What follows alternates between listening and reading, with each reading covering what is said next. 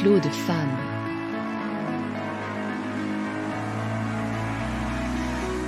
Je vous invite à laisser un message, votre parole, pour vous ou pour d'autres, sur le répondeur du podcast Un flot de femmes, au 07 81 67 61 00. Partons à la découverte d'une femme qui, elle aussi, a montré une force, non pas incroyable, mais la force d'être elle. Elle a marqué l'historienne Virginie Giraud de par son audace, sa résilience et sa liberté. Il s'agit de Louise-Émilie de Labigne, alias Valtès de Labigne. Et si Virginie Giraud en parle bien mieux que moi, je comprends pourquoi Valtès de Labigne m'interpelle aussi. L'un de mes livres de chevet préférés, en tout cas qui m'a profondément marqué lorsque j'étais enfant, c'est Nana de Zola. Or, l'auteur était l'un des amants de Valtès de Labigne et c'est justement Valtès, qui lui a inspiré le personnage de Nana. Elle a souvent été peinte par les artistes et vous pouvez d'ailleurs la voir au musée d'Orsay, représentée par Henri Gervex en 1889 ou encore par Manet pour son tableau intitulé Nana en 1877. Allez, je vous laisse avec Virginie. Les femmes sont puissantes.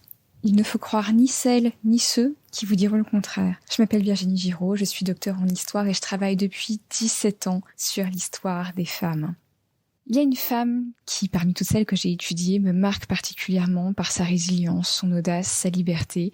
Elle s'appelle Valtès de Labigne. Elle est née en 1848. Bon, vous l'aurez bien compris, Valtès, ce n'est pas son vrai nom. Elle s'appelle Émilie Louise de Labigne. La particule ne renvoie pas à sa noblesse, bien au contraire. Elle est l'une des 7 filles illégitimes d'une petite lingère du faubourg Poissonnière. Tout ce qu'elle a eu pour elle, c'est sa beauté.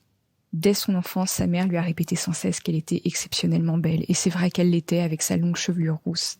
Très vite, les hommes lui tournent autour. On est en plein milieu du 19e siècle. Les hommes aiment les femmes très jeunes. Bon, est-ce que ça a changé après tout? Pas vraiment. Toujours est-il qu'un jour, un homme assez âgé lui propose d'aller voir quelque chose avec elle. Elle le suit, et il abuse d'elle. Elle ne voit pas ce moment comme une fatalité. C'est plutôt un basculement dans sa vie. Elle comprend que le désir qu'elle suscite chez les hommes, elle peut en réalité s'en servir pour devenir libre, indépendante et riche.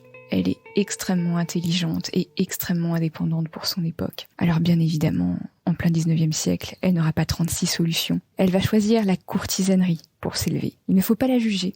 Valtès de Labigne est un produit de son époque. Quand une femme veut devenir libre et indépendante, elle n'a en réalité aucune autre solution que de devenir une courtisane. C'est à partir de ce moment donc qu'Émilie Louise va prendre le surnom de Valtès, qui est une contraction de Votre Altesse, ça en dit long, sur sa volonté de s'élever socialement. Pour commencer à entrer dans la courtisanerie, il n'est pas question d'aller jouer la lorette ou la putain sur les trottoirs. Non, elle vise très haut. Et pour viser haut, il faut devenir actrice, puisque ces deux métiers sont largement mêlés depuis la plus haute antiquité. Elle va donc mettre la main sur un compositeur en vue de son époque, qui s'appelle Offenbach, et qui est en train de mettre en scène Orphée aux Enfers. En le séduisant, elle va obtenir un rôle dans cette pièce, et à partir de cela, elle va être assez connue pour pouvoir prétendre avoir de riches amants. Ces riches amants vont évidemment s'enticher de sa beauté, de ses formes magnifiques. Elle est vraiment sublime pour l'époque. Elle est assez fine, avec une taille de 48 cm qui est bien évidemment obtenue à l'aide d'un corset.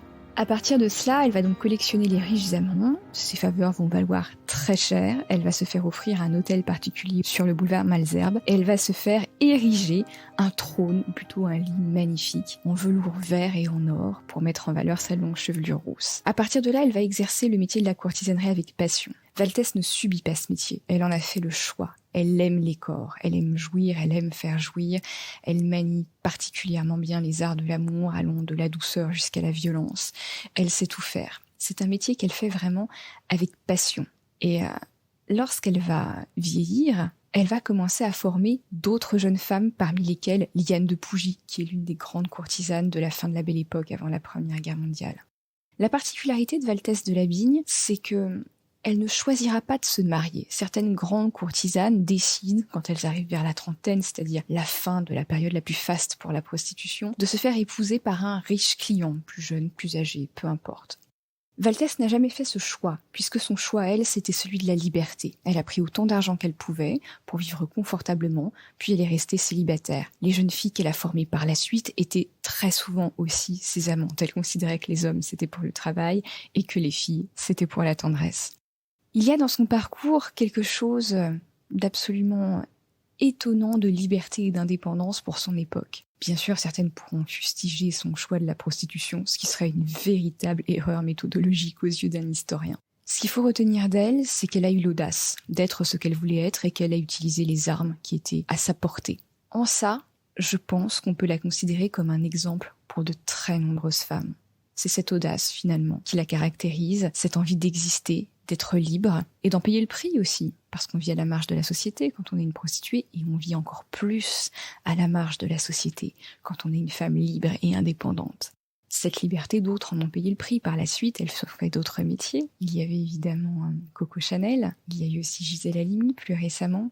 Elles ont toutes prôné la même chose. Une femme libre, c'est une femme qui gagne sa vie, qui est indépendante financièrement et qui a donc les moyens de faire ses choix. Et quand on est libre de faire ses choix, on devient toujours ce que l'on veut. Et je crois que ça, beaucoup de femmes ont besoin de l'entendre. Et c'est peut-être l'un des messages de Valtès de Labigne, qu'elle n'a pas forcément voulu donner à toutes les femmes. Ce n'est que son histoire à elle, et moi, en tant qu'historienne, je tâche de la perpétuer.